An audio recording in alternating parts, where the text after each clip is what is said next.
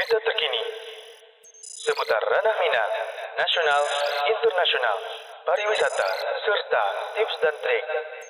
Kabar Surau, santun mendidik mencerahkan. Santun mendidik mencerahkan.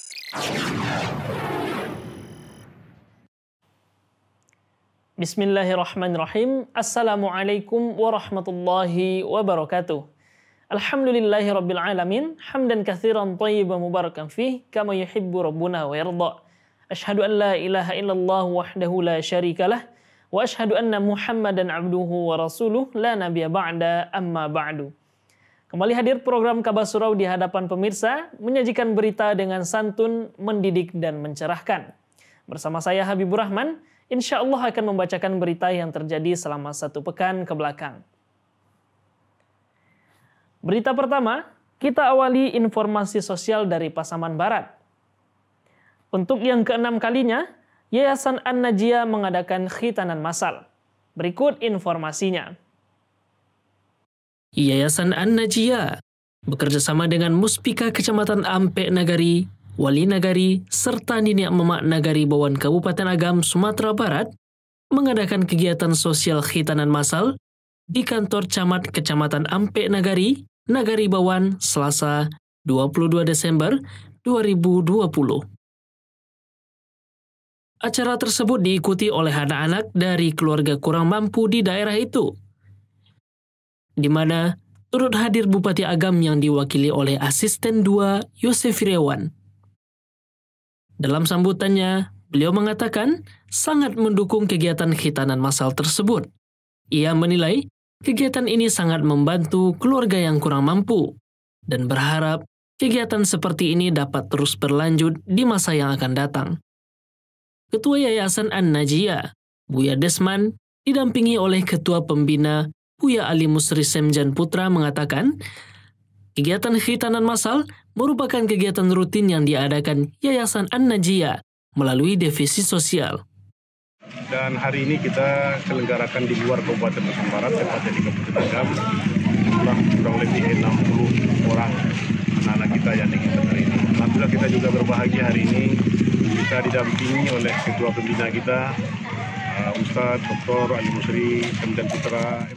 Menurutnya, acara tersebut tak lepas dari dukungan Niniak Mamak Bawan, yaitu Bapak Khaidir Datuk Palimudi Rajo, yang sangat antusias mendukung kegiatan tersebut.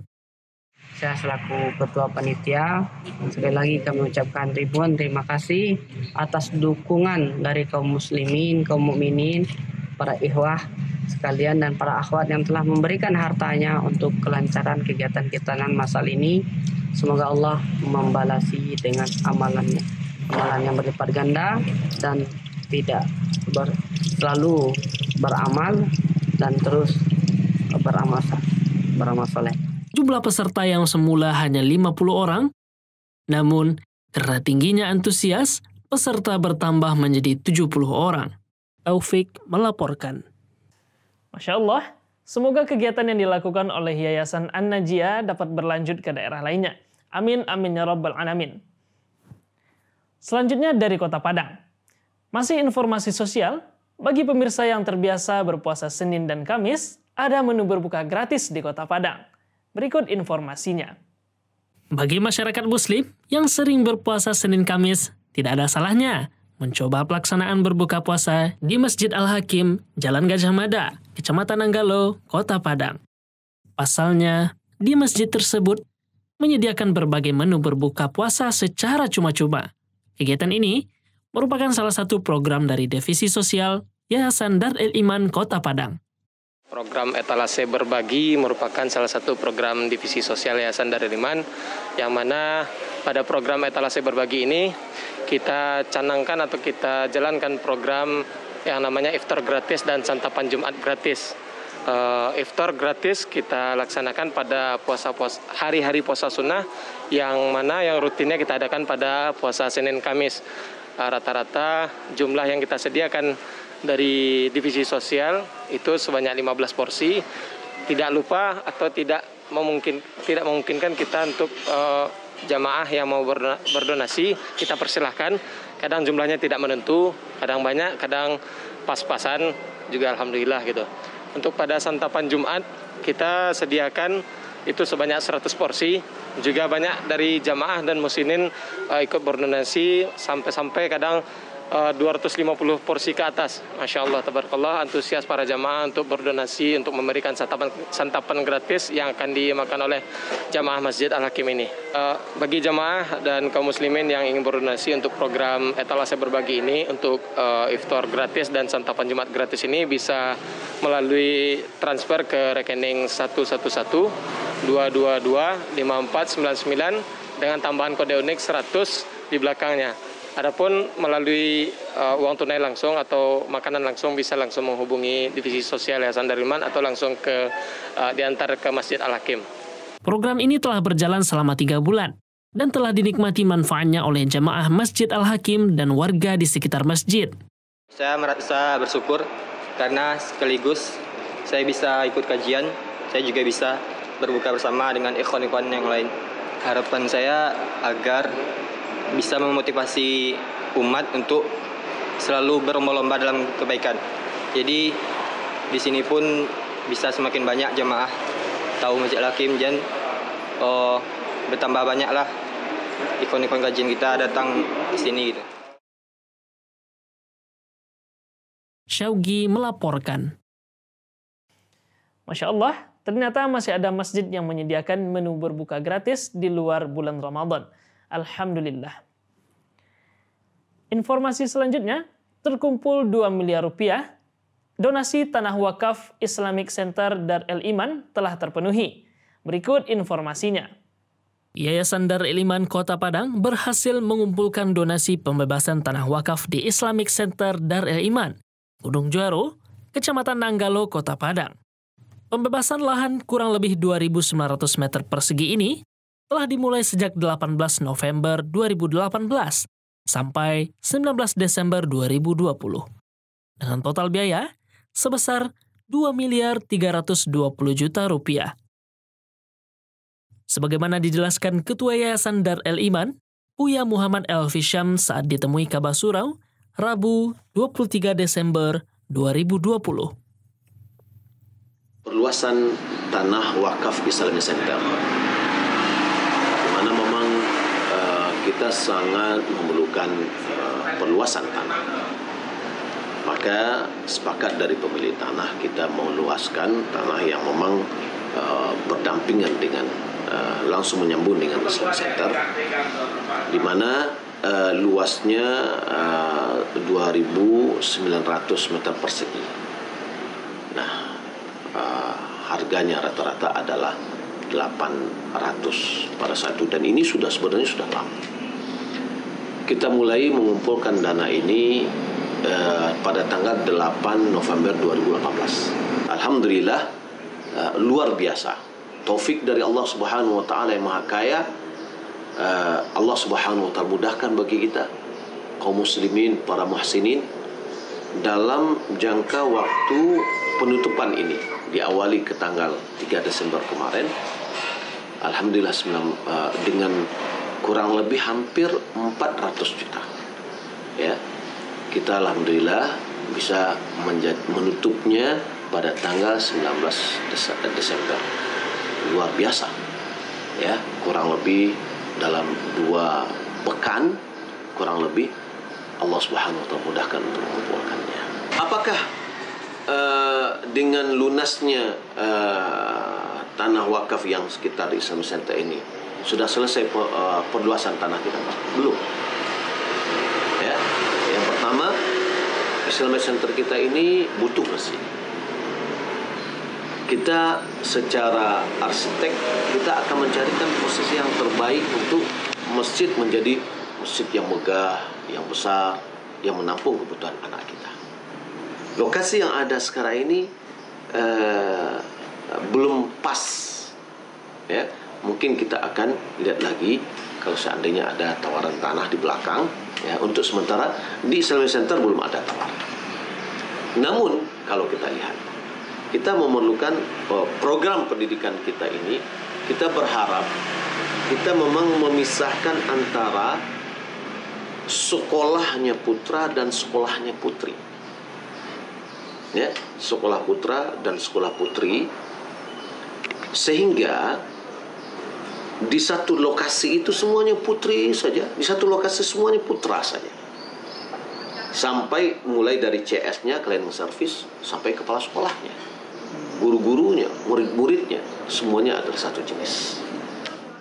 Direncanakan, tanah yang baru dibebaskan tersebut akan dibangun fasilitas sekolah. Salah satunya minimarket.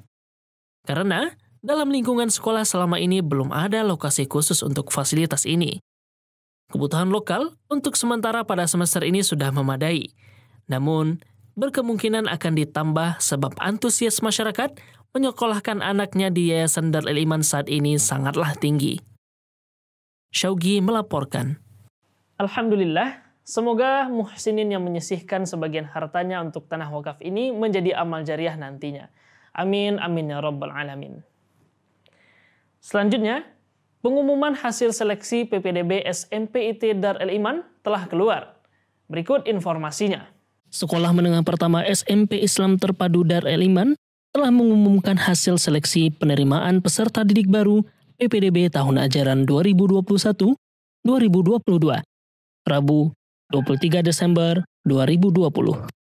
Yang nanti masing-masing dari orang tua itu akan mendapatkan seperti broadcast WA ya dari tim IT kita, yang di situ apabila anaknya lulus sesuai dengan kriteria penilaian sekolah, maka ia akan mendapatkan pesan yang dinyatakan anaknya lulus.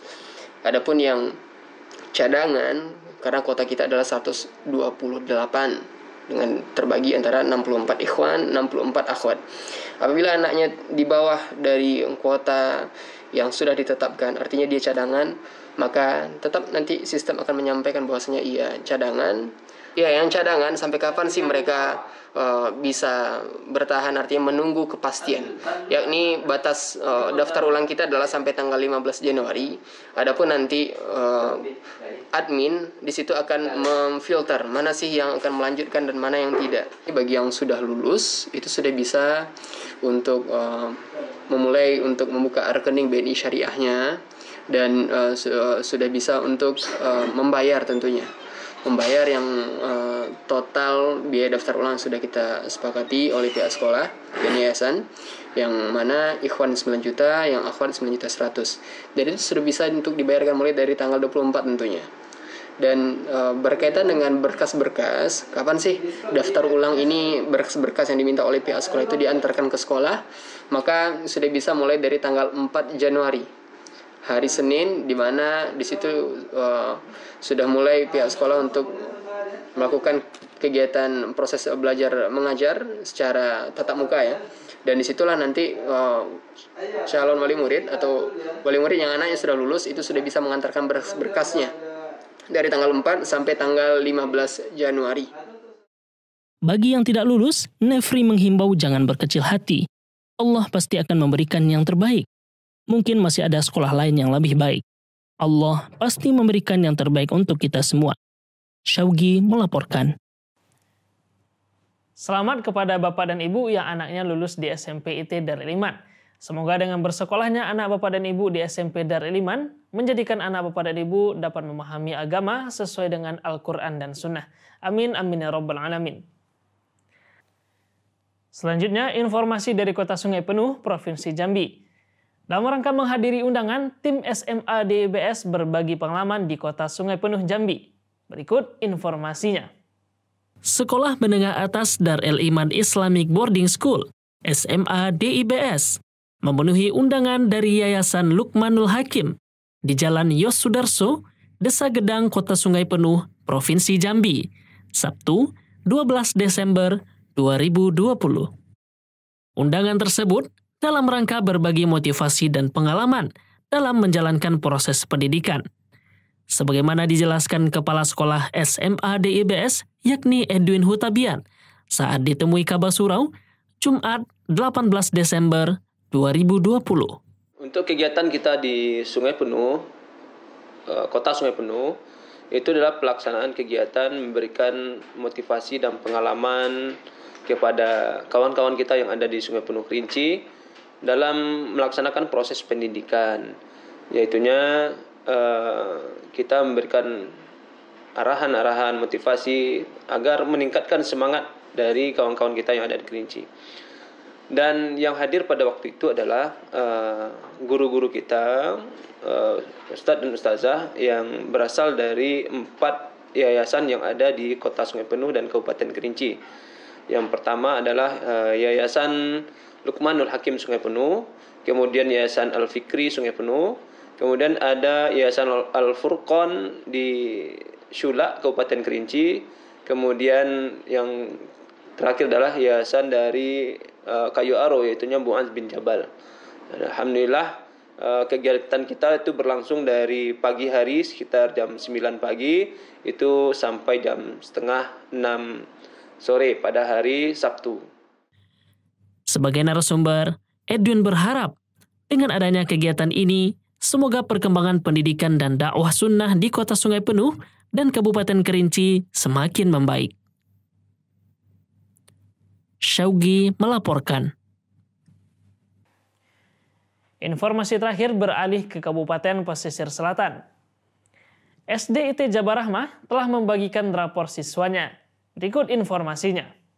Pembagian rapor semester 1 siswa Sekolah Dasar Islam Terpadu SDIT Jabar Rahmah Pesisir Selatan telah dilaksanakan Rabu 23 Desember 2020.